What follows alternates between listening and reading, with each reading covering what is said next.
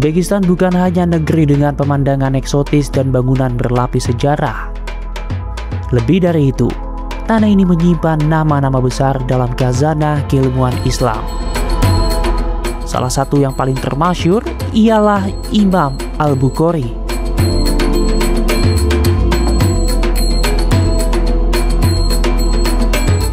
Dan kami bersama rombongan Almira Plaza Tour and Travel pun berkesempatan untuk mengunjungi situs sejarah Amirul Mukminin fi Al-Hadis, Imam Al-Bukhari di kota Samarkand, Uzbekistan. Hari yang cerah mengiringi perjalanan kami menuju kota Samarkand, tempat peninggalan dan juga makam seorang ulama monumental, Imam Al-Bukhari berada. Untuk mencapai kota Samarkand, kami bersama rombongan jemaah Daksabandia asal Indonesia berangkat menggunakan kereta cepat. Oke, kita udah mau masuk kereta, udah waktunya jam 7 waktu Uzbekistan. Ini bakal berangkat keretanya. Dan sebelum menaiki kereta, petugas pun mengecek paspor-paspor kami yang merupakan wisatawan mancanegara. Dan inilah pemirsa, kereta cepat Afrosiyob yang beroperasi di Uzbekistan. Terlihat, suasana kabin ini diisi dengan kursi yang nyaman dan juga konfigurasi yang rapi. Kami dan penumpang lain pun dibuat sangat nyaman menumpangi kereta cepat Afrosiyob ini, di mana dengan kecepatan maksimum 250 km per jam.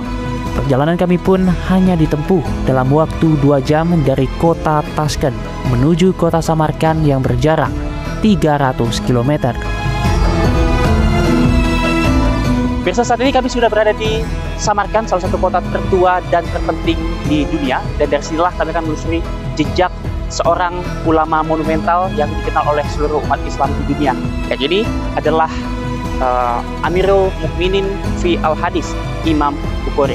Dan dari sinilah kami akan menelusuri jejak-jejak peninggalan beliau. Ikuti kami terus.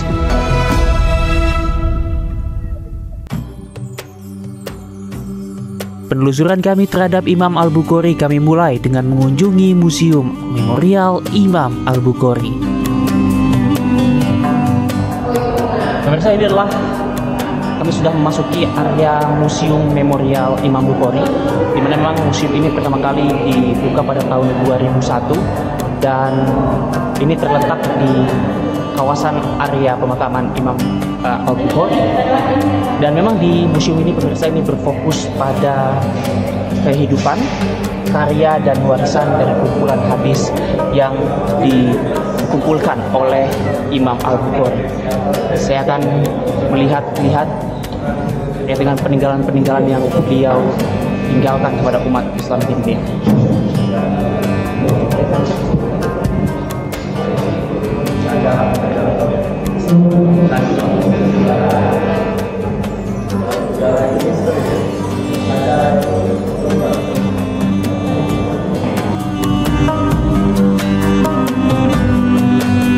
Lahir pada tahun 810 Masehi di kota Bukhara, Imam Bukhari dikenal sebagai sosok yang begitu ketat dalam meneliti dan menyusun hadis. Ia mengembara ke berbagai penjuru dunia Islam, dari Mekah, Madinah, Kufah, Basrah, hingga Mesir hanya demi satu tujuan, memverifikasi sanad dan matan hadis. Buah dari perjalanannya itu adalah sebuah karya agung Syahih Al-Bukhari yang kini dikenal sebagai kitab hadis paling syahih dan menjadi rujukan utama bagi seluruh umat Islam di dunia. Di museum ini, berbagai benda berharga dipamerkan sebagai jejak dokumenter kehidupan dan perjuangan ilmu Imam Bukhari. Ada naskah kuno, replika kitab Syahih Al-Bukhari, peralatan menulis pada masanya, serta peta perjalanan rihlat ilmiahnya yang mengesankan. Pengunjung juga dapat menemukan panel-panel edukatif yang membantu memahami metodologi kritis Imam Al-Bukhari dalam menyaring ribuan hadis Nabi. Tuan Guru sendiri, apa yang bisa dipelajari dari sosok Imam Al-Bukhari? Ya, saya sudah banyak mendengar dari pemandu kita, guide kita itu, ya semua sudah coba mendengarnya. Ya mudah-mudahan kedepannya keturunan kita semua, anak cucu kita semua ya dapat mempelajari bagaimana Islam sebenarnya, itu melalui hadis-hadis ya daripada beliau, hadis sahih beliau kan begitu. Jadi karena sekarang ini banyak ya sudah tergerus oleh zaman, sehingga generasi-generasi kita banyak yang tidak memahami terutama tentang Islam dan juga tentang salah satu perawi hadis yang sahih. Kan hadis itu kan hanya ada yang hadis yang mutawatir, ada yang dhaif, kan ada hadis maudhu kan. Jadi jelas ya bahwa beliau adalah perawi hadis yang benar-benar sahih, walaupun jaraknya dengan Rasulullah itu sekitaran 400 tahun kan begitu. Saya sudah mendengar tadi riwayatnya dari mana beliau untuk menyusuri hadis-hadis tersebut. Tanggapan saya memang sangat luar biasa lah beliau, ya kan? Ya.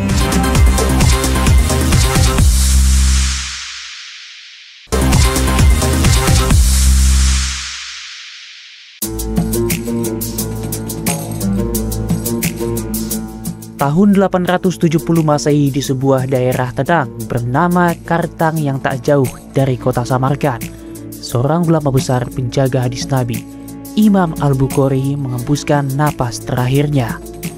Imam Al-Bukhari wafat di usia 60 tahun. Sempat menghilang dari ingatan sejarah tertutup oleh kekuasaan Uni Soviet yang menolak ruang spiritualitas, makam sang imam nyaris tak terjamah. Namun, seiring runtuhnya Uni Soviet, tempat peristirahatan ini kembali bangkit. Kini tempat beristirahatnya menjadi pusat spiritual dan edukatif umat Islam, tempat ribuan peziarah datang dari Asia Tengah hingga Asia Tenggara untuk menapaki jejak sang muhadis agung. Dan setelah mengunjungi Museum Memorial Imam Al-Bukhari, rombongan kami kemudian berjalan untuk berziarah ke makam Imam Al-Bukhari. Lokasinya tak jauh dari lokasi museum yang masih sama-sama berada di dalam kompleks makam Imam Al-Bukhari yang tertata indah di kota Samarkand. Namun sayang, saat kami berkunjung ke sana, area makam Imam Bukhari yang juga pernah dikunjungi oleh mantan wakil presiden Kyai Haji Ma'ruf Amin di tahun 2023 ini tengah dalam tahap revitalisasi. Hal yang menarik dengan pemakaman Imam Bukhari adalah itu ditemukan oleh presiden, bukan ditemukan ya, atau lebih dikenalkan kepada dunia atau diingatkan kepada dunia oleh Soekarno pada tahun 1956 ketika dia mengunjungi ke Moskow. Dia dapat undangan dengan Ketua Uni Soviet waktu itu Nikita Khrushchev untuk kerjasama, dan sekalian Soekarno datang ke kota Samarkand yang waktu itu masih dikuasai oleh Soviet Union. Jadi pertama kali zaman itu orang-orang masih belum tahu tentang Imam Bukhari. Berkat Soekarno, orang-orang mulai ingat juga tentang Imam Bukhari. Kondisinya diperbaiki setelah beliau datang, dan sampai sekarang banyak orang Indonesia karena hal itu, karena ada hubungan dengan Soekarno atau juga karena memang Imam Bukhari sendiri orang yang kita sangat harus menghormati. Oleh sebab itu banyak wisatawan dari seluruh dunia, wisatawan Muslim termasuk dari Indonesia, sering mengunjungi ke Samarkand untuk menziarahi makam Imam Bukhari.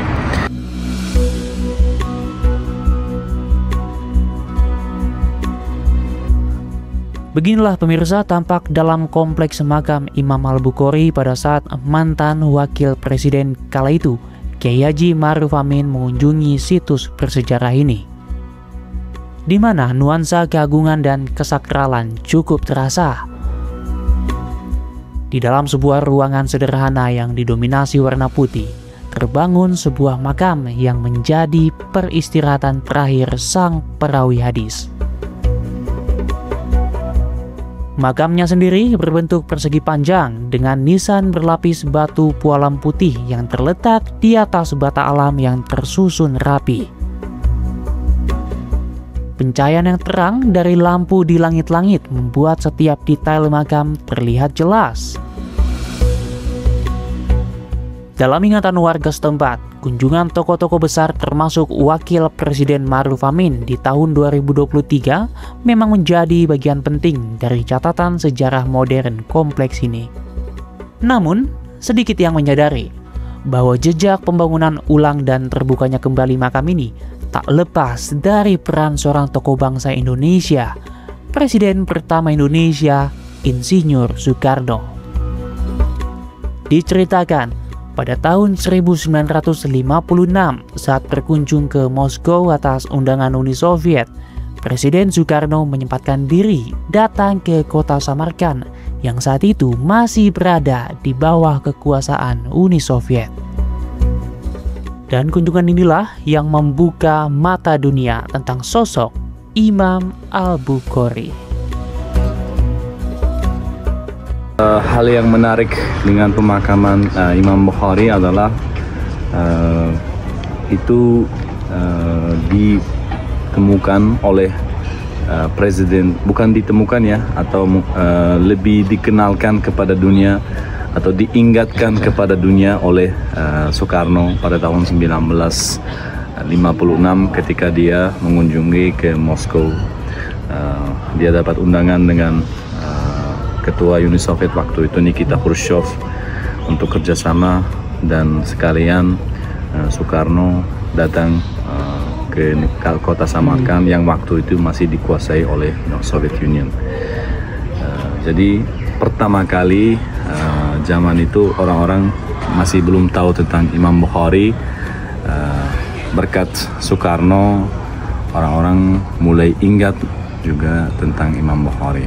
Kondisinya diperbaiki setelah beliau datang, dan sampai sekarang banyak orang Indonesia karena hal itu, karena ada hubungan dengan Soekarno atau juga karena memang Imam Bukhari sendiri sangat orang yang kita sangat harus menghormati.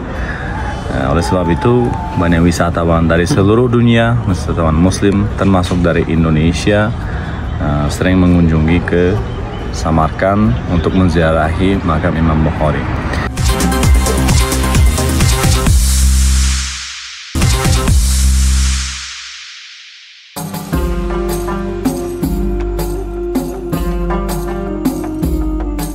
Tidak hanya Imam Bukhari, Uzbekistan juga menjadi tempat lahir dan tumbuhnya tokoh-tokoh besar lain yang peran dan pemikirannya mewarnai dunia Islam hingga hari ini. Di kota Samarkand, kami juga mengunjungi makam Imam Al-Maturidi, seorang ulama ahli sunnah wal jamaah yang dikenal sebagai imam mazhab dalam bidang akidah. Perjalanan menuju makam Imam Maturidi memakan waktu 35 menit dari makam Imam Al-Bukhari yang berjarak sekitar 25 km. Imam Abu Mansur Al-Maturidi atau yang memiliki nama lengkap Abu Mansur Muhammad bin Mahmud Al-Maturidi As-Samarkandi Al-Hanafi wafat pada tahun 333 Hijriah atau 944 Masehi. Nama Imam Al-Maturidi sangat dikenal di lingkungan pesantren dan para sarjana ilmu keislaman, khususnya di bidang ilmu kalam, filsafat, akidah, dan juga tasawuf. Beliau adalah salah seorang ulama ahli sunnah wal jamaah dan imam aliran akidah Maturidiyah yang dianut sebagian besar pengikut mazhab Hanafi. Tak hanya berziarah dan mengirim doa, kami pun juga menyimak penjelasan dari imam penjaga makam mengenai peranan besar Imam Al-Maturidi dalam menyebarkan ilmu agama kepada masyarakat, di mana menurut sang imam, pemikiran Imam Al-Maturidi banyak sekali membantu meluruskan paham-paham sesat di masa itu, sekaligus memperkokoh dasar teologi Islam berbasis akal dan dalil nakli. Dan semasa hidupnya, Imam Al-Maturidi dikatakan juga aktif mengajar tafsir yang dihadiri puluhan murid di dalam kelasnya. Dan sebelum meninggal, beliau berpesan kepada masyarakat setempat agar dimakamkan di wilayah Samarkand karena jaraknya yang dekat dengan makam salah satu sepupu Nabi Muhammad SAW, Qusam bin Abbas. Lalu, siapakah Qusam ibn atau bin Abbas? Qusam bin Abbas merupakan salah satu sahabat sekaligus sepupu Nabi Muhammad SAW dan menjadi salah satu sosok yang mengawali dakwah Islam di Asia Tengah. Kali ini kami beranjak untuk kemudian mengunjungi juga salah satu tokoh Islam yang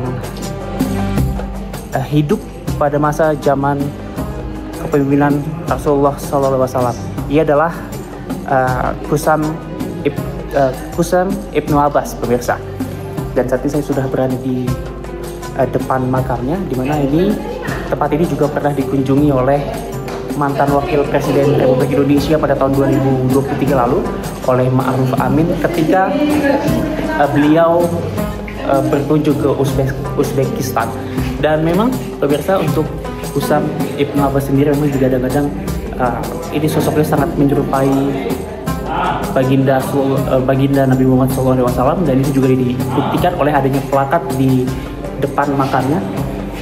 Ini ditunjukkan bahwa Nabi Muhammad SAW pernah bersabda bahwa Qusam ibnu Abbas ini sangat mirip dibanding siapapun, baik dari karakter maupun dari penampilannya. Dan pemirsa, saya akan ajak pemirsa untuk melihat bagaimana situasi dari makam Qusam ibnu Abbas. Komplek makam Qusam bin Abbas berada di dalam kawasan Shahi Zinda, sebuah jalur panjang yang dipenuhi makam-makam bersejarah para bangsawan, ulama, dan tokoh penting Samarkand sejak abad ke-11. Letaknya berada di sisi timur laut kota, di lereng Bukit Afrosia, bekas pusat pemerintahan Samarkand kuno. Dari gerbang utama, pengunjung harus menaiki deretan anak tangga yang membelah barisan bangunan bercorak mozaik biru khas Asia Tengah. Di sepanjang jalur menuju makam, berdiri deretan mausoleum berarsitektur Timurid yang masih terawat dengan baik. Adapun posisi makam Qusam bin Abbas berada di bagian ujung jalur Shahi Zinda, sehingga menjadi titik akhir sekaligus puncak dari perjalanan ziarah di komplek ini.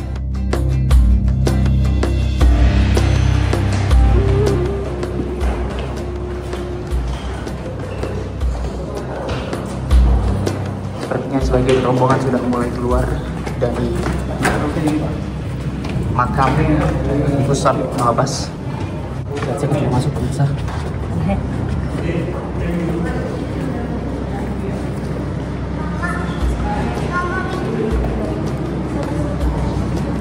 Ini dia pemirsa tampak bagian dalam makam dari Qusam ibnu Abbas, dimana memang ini makam Qusam ibnu Abbas sendiri dihiasi dengan tulisan ubin. Bisa lihat di sanalah Qusam ibnu Abbas disemayamkan.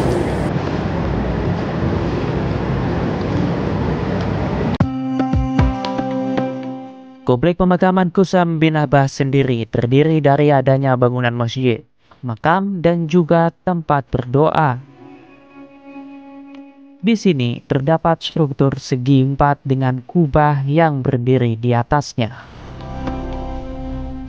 Dan di setiap sudutnya terdapat sepasang kolom marmer berwarna hijau, hitam, putih, dan juga merah. Uzbekistan. Ya, alhamdulillah akhirnya seluruh rangkaian perjalanan berjalan dengan lancar dan sukses. Luar biasa sekali ya, negara Uzbekistan ini adalah negara mayoritas muslim dengan destinasi wisata Islam yang luar biasa yang sangat layak untuk dikunjungi. Bagaimana harapan Ibu ke depannya terkait dengan wisata religi ini, Bu? Harapan saya, terutama di perusahaan saya, PT Almira Plaza International, saya berharap mudah-mudahan kita bisa lebih banyak lagi memberikan pelayanan terbaik kepada seluruh masyarakat, khususnya masyarakat muslim di Indonesia untuk bisa menjelajah destinasi-destinasi Islam. Kalau tidak kita yang memakmurkan negara-negara Islam, itu siapa lagi? Gitu ya. Khususnya di Uzbekistan ini, ayo kita semuanya menikmati perjalanan yang bisa dibilang tidak terlalu mahal, tapi memberikan kesan yang sangat menarik seumur hidup dan banyak pelajaran lah yang kita dapatkan dari sini. Dan setelah menyusuri makam sang perawi hadis, imam mazhab dalam bidang akidah, serta sepupu Nabi Muhammad SAW, kami semakin menyadari bahwa peradaban Islam bukan hanya soal masa lalu, melainkan juga tentang nilai yang terus diwariskan melalui ilmu, keikhlasan, dan juga perjuangan hingga saat ini.